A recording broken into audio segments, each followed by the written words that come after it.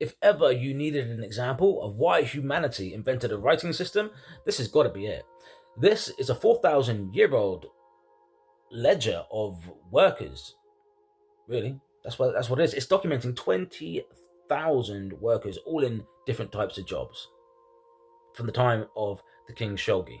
And I've only given the transliteration for the top two lines here because there's just so much of it.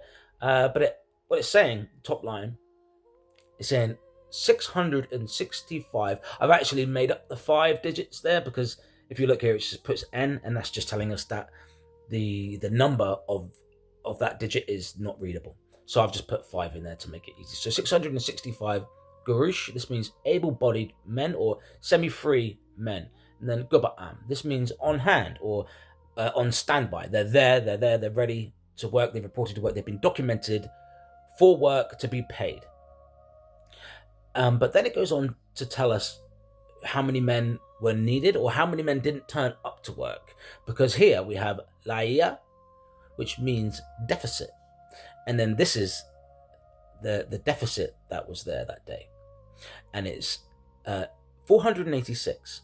So this is 480, and this is just simply 6. So with a deficit of 486, 665 able-bodied men were on hand that day with a deficit of 486.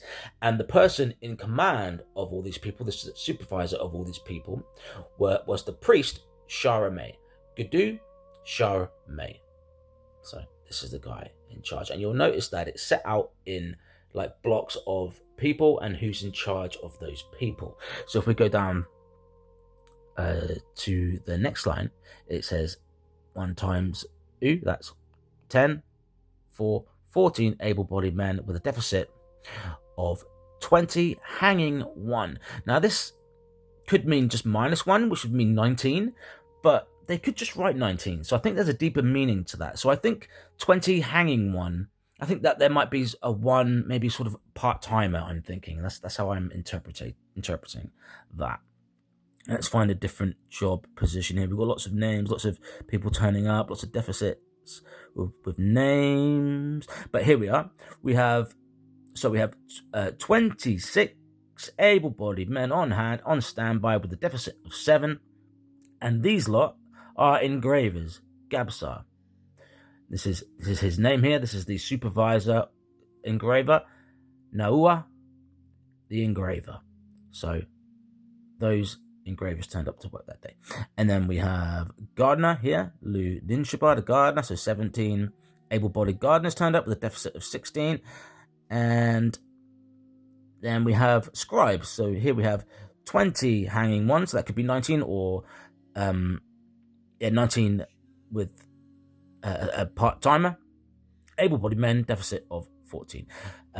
Oreinun, the scribe. So all of these are scribes being documented.